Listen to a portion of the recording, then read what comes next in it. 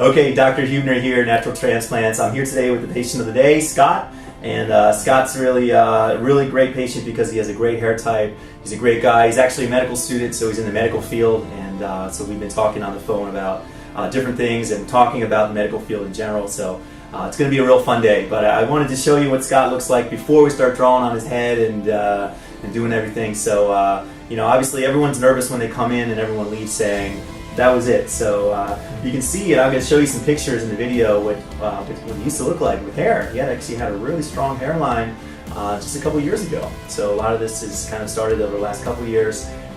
He still has some pretty solid hair on the side and the back. He still has some hair through the middle section here. So we're going to talk about what we want to do as far as we need to do the hairline in the frontal third, and then whether we want to attack the crown or whether we want to just work our way back. So there's a lot of options, and it's nice to have those with Scott here. So I wanted to show you though, what he has is a typical pattern of recession on either side. He still maintains a little bit of this central tuft here, but what really excites me and gives me goosebumps is his donor. So he has a really nice, thick, dense hair type, which is really good for transplants. So again, it's like a mean trick. You got all this great hair on the sides and the back and not much on top. So this is really going to make a huge difference for him.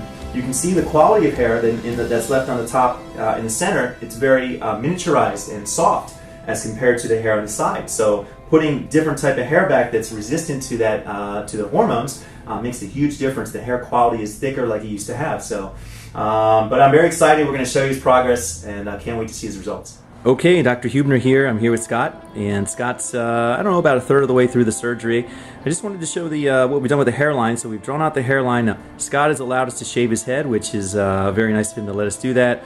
Again, it's not mandatory, but you can see when we jam-pack this full of grafts, it makes it much easier to wash and to take care of. But in his case, he's able to take a little bit of time off school, so no big deal. But you can see what we're going to do to his temples, actually. We're going to bring his temples out, and that's going to make his forehead look a little less wide. So it looks a little more narrow, more youthful. And I bring it around here and show. And see the side. You can see what it's going to do for his profile. Makes it completely different. So, Scott, how's your day going so far, man? It's going well. Awesome. No complaints. Any pain? How painful was the anesthesia?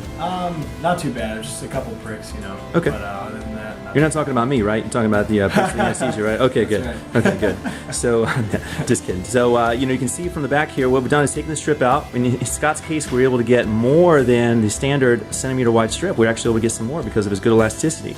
You can see from the back, you can't tell that anything's happened, other than us shaving his head, of course. But it's completely hidden from view. So I'm going to kind of show you the top here. What we've done is we mapped out 3 different areas. Now in Scott's case, we're electing to start from the front and work our way back into the crown area. Now the crown is more responsive to medications like minoxidil or Propecia than the front would be. So we're going to basically hit the areas that are more drug resistant. And hopefully with the Propecia and the medications, the crown will bounce back. He has plenty of hair to do what he wants as far as hitting the crown in a future date. So looking forward to some great results, man, and we'll check back with you through the procedure. awesome. Thanks. Dr. Huebner here, Natural Transplants. I'm here with my patient Scott. So Scott has completed the surgery. So congratulations, my man.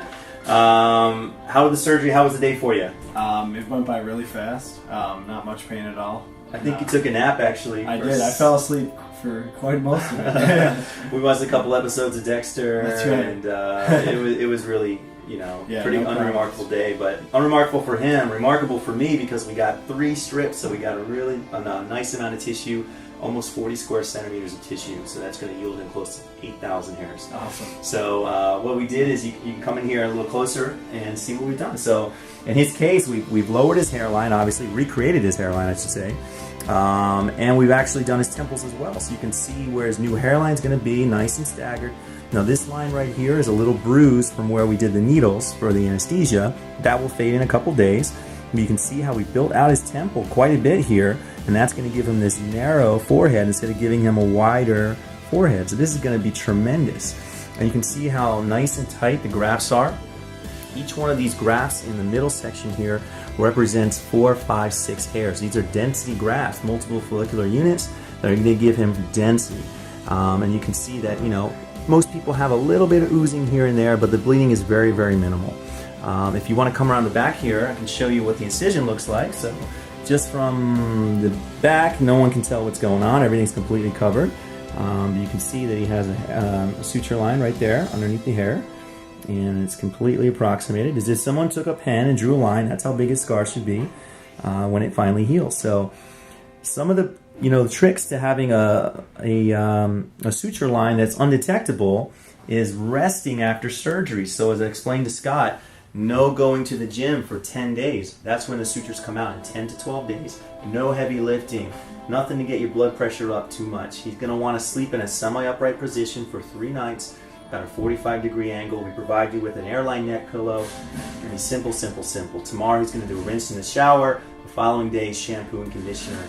So simple stuff. As all patients know, I give them my cell phone number to call me anytime. 3 in the morning, 4 in the morning, doesn't matter. That's the beauty of having one patient a day. So really excited to see your results, man. And also coming from a medical professional in medical school, this is going to be unbelievable. It's going to change everything for you. So congratulations, and look forward to seeing your progress. Awesome. Thank you.